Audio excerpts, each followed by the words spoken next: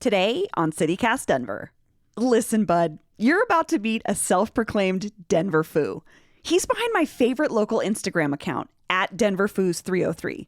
And honestly, he makes me laugh like every day. But what is a Denver Foo? Who is a Denver Foo? Am I a foo? Are you? Don't worry, you're about to find out. Today is Thursday, August 4th, 2022. I'm Bree Davies, and this is CityCast Denver.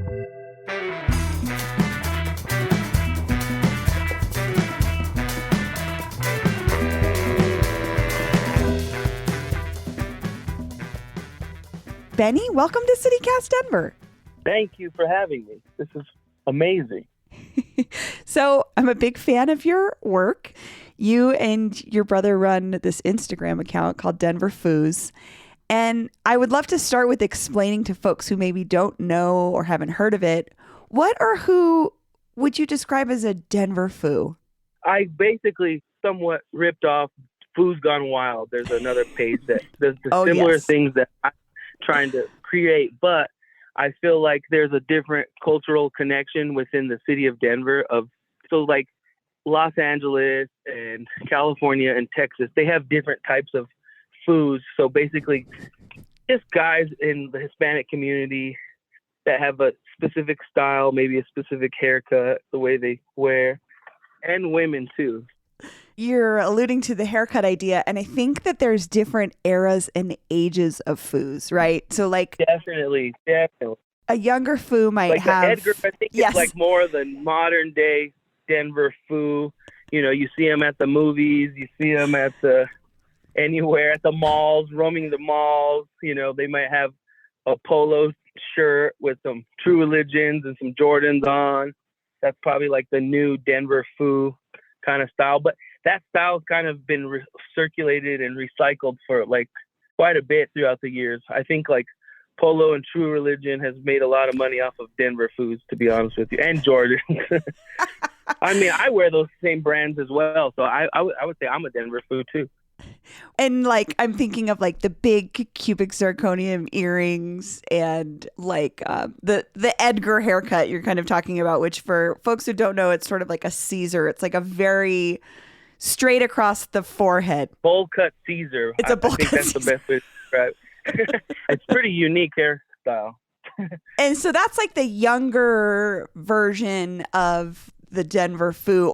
I'm also thinking of older foos, like I'm in my 40s, my age and older, gentlemen wearing like pressed Dickies, maybe Lokes, maybe Cortezes. Like it's like a very particular style. You could catch any one of those OG Denver Foos at probably any one of your lowrider car shows or maybe on Cinco de Mayo downtown or cruising Feds. Yeah. What I love about the account is it's a embracing of a type of culture and person that really is unique to Denver. I like that you're not making fun of people. I think that that's what makes it really sweet and fun. I mean, the people in the comments may make fun of them, but where we're coming from, we never want to make fun of people or put people on blast in any way. And it's more of just a cultural appreciation. It's not a cultural appropriation where we're just like making fun of this type of culture. I'm 5th generation Denver, Coloradan, 6th generation American. The last about 5 to 8 years, there's been a lot of gentrification, and there's a lot of people in our community that have been really upset about it, and it's been heartbreaking and it's terrible.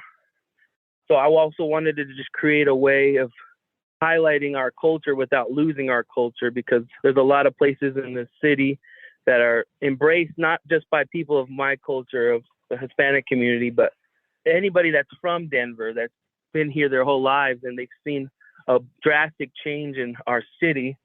I just wanted to highlight a lot of those things and not forget our history of just different styles and just different places people used to like to go to, or restaurants, or even some of the cool hot spots and stuff that are still around that you could still embrace the true Denver culture that's been somewhat lost and is being forgotten. I'm just here to have people remember it and have it live on. You're kind of like a booster for the city in a certain way. And something else that I love about the Denver Foods Instagram is that, I grew up here too. I'm not Hispanic or Latino. I don't identify as Chicano. I'm just a white girl from the southeast side of Denver. But it's just part of the culture that I know when I think about what is Denver like. The Denver Foods Instagram account speaks to so many things that are like, oh yeah, that's Denver. That's what Denver feels like to me. But you're Denver food too, because you understand all these things.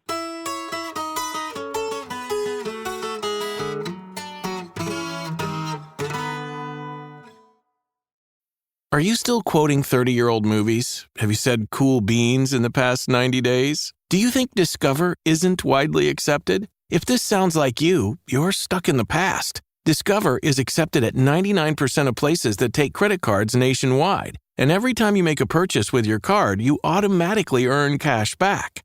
Welcome to the now. It pays to Discover. Learn more at discover.com/credit card.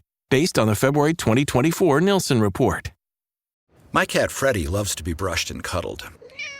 But stirring up his cat allergens meant sneezing and itchy eyes. Then I found Purina One Live Clear. It's cat food that reduced the major allergen and my suffering in as little as 21 days. Now, we feel closer than ever. If you have issues with cat allergens, you really need to try Purina One Live Clear. Try new Purina One Live Clear today. Purina One, a difference from day one. I see you as like an unofficial Denver expert, and I would love to go through some sort of things or tropes with you about Denver and get your honest, like, Denver Foods opinion on a couple of things. So, Chipotle, illegal Pete's, or neither? I would say none of them, to be honest with you.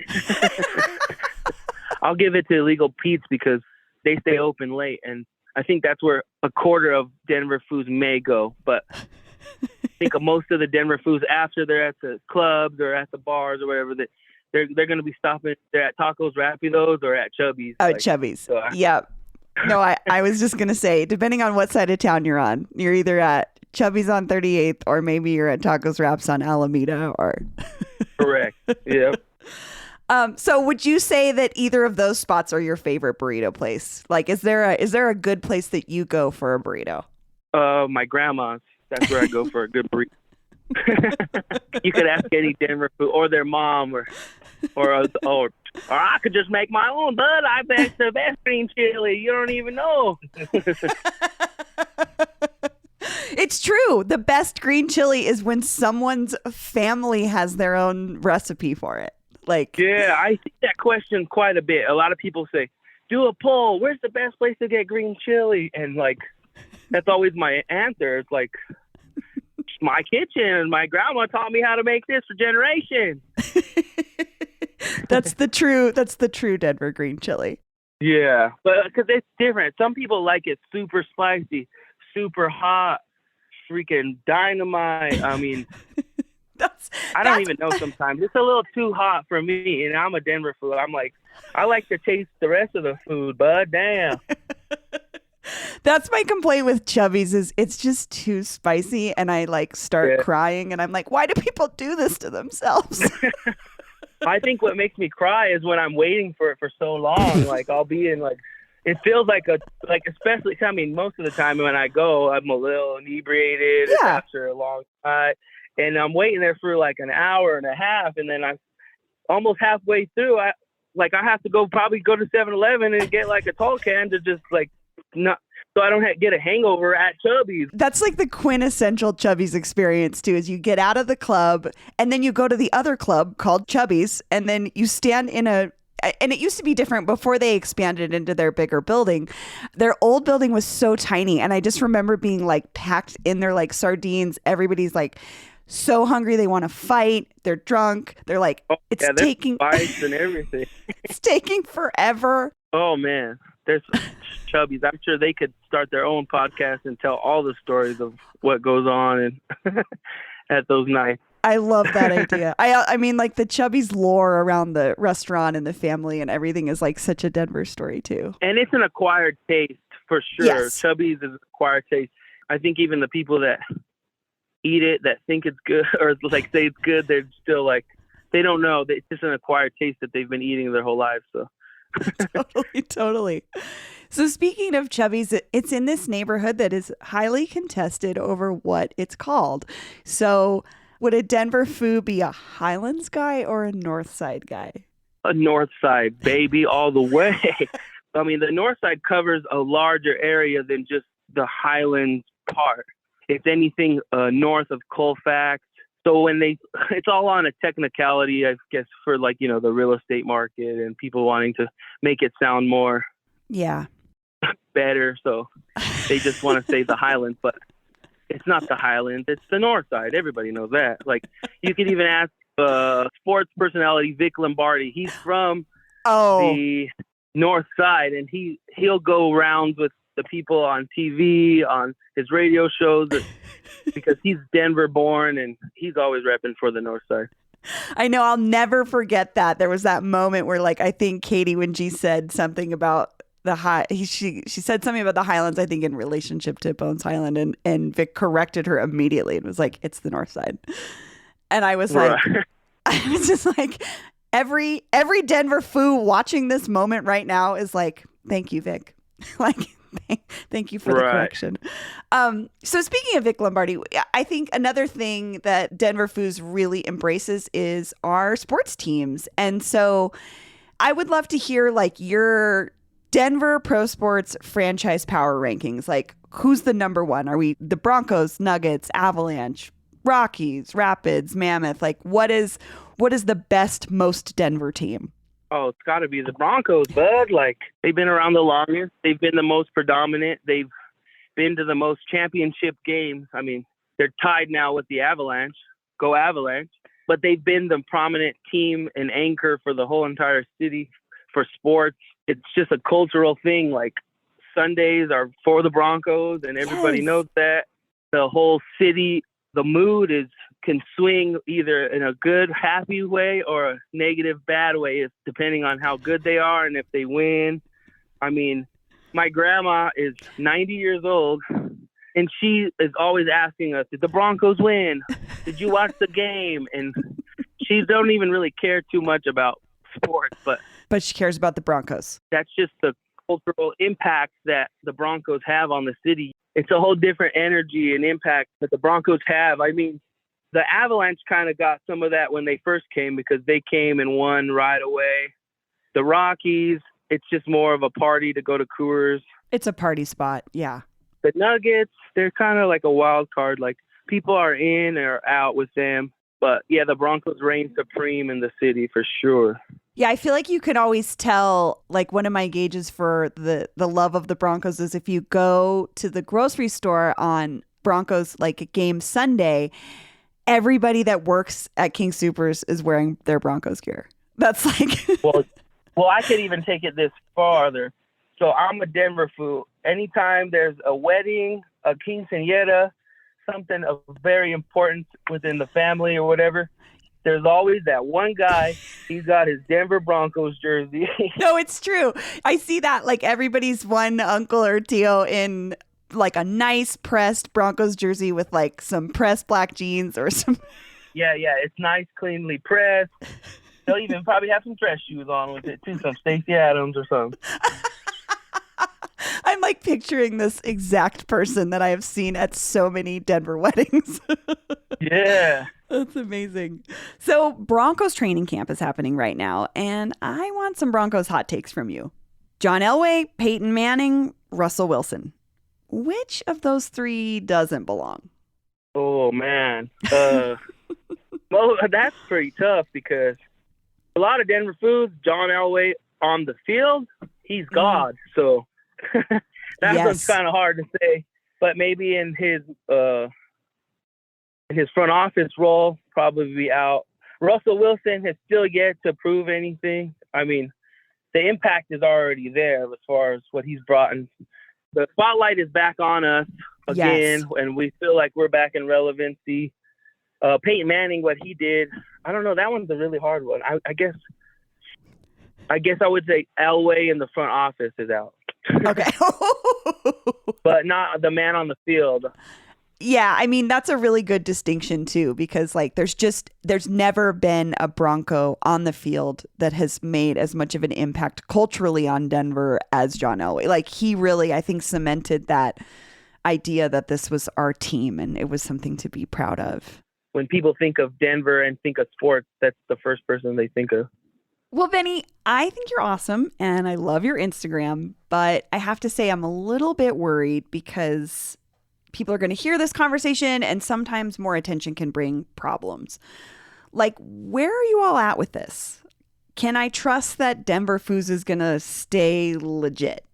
We're still in a grassroots stage of how we're growing it, and we're just letting the people let it take a life of its own, you know? We're not trying to force anything down anybody's throats with advertisements of businesses. It's just all just grassroots, urban, cultural, just real stuff. Everybody knows how this system works, how programmed everything is, and how I think that's what makes us so unique is that everything we post is not programmed. There is no plan. It's literally people sending us videos and content and us reposting it and us sharing it with our community and embracing the culture and highlighting certain things. And it's just, there's really no plan behind it. And I think that's what makes us so unique, that you have these pages like the Food's Gone Wild or the Food Community, all those other food pages. They're so like scripted and planned, and they have advertising. I mean, I probably sound naive because it's like, why aren't you getting some of the money, bud? But it's not. It's for me more. It's more of the cultural aspect and the education of our culture and just embracing it. It means more to me than monetary gain. Yeah, to create the space for people to have fun and celebrate Denver and celebrate themselves and celebrate funny things about their culture and community and families that like other people understand. You know, it's like, I feel that. Well, Benny, thank you so much. This was super fun. You're great. Yeah, this is great.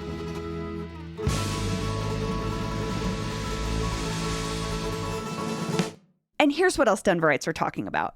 Remember a couple of weeks ago when I spoke with Denver Post reporter John Wenzel about Meow Wolf's staff in Denver organizing a union? Well, I've got an update for you. After 70% of workers signed authorization cards, the company has voluntarily recognized the union. According to the Denver Post, the next step for the company and union reps is to start negotiating. And it sounds to me like everyone involved is on pretty good terms. The move caps off a challenging few weeks for the company. Recently, one of the artists responsible for creating Meow Wolf, Matt King, tragically died at the age of 37. He contributed to 34 Meow Wolf installations, including a couple of standouts you might have seen at Convergence Station here in Denver. EMEA is the area with that beautiful psychedelic musical cathedral, and Navigator 1 is one of the big mechanical robots in EMEA. Both so cool. And on top of all that, Meow Wolf is hosting Vortex, a big music festival this weekend at a new venue called Junkyard, which is at 11th Avenue and Yuma Street in Lincoln Park. It's got a pretty solid lineup, and day passes start at $70. That's all for today here on CityCast Denver. If you enjoyed the show, why not take a minute to tell a friend about us? Rate the show wherever you get your podcasts and subscribe to our morning newsletter. We'll be back tomorrow morning with more news from around the city. See you later.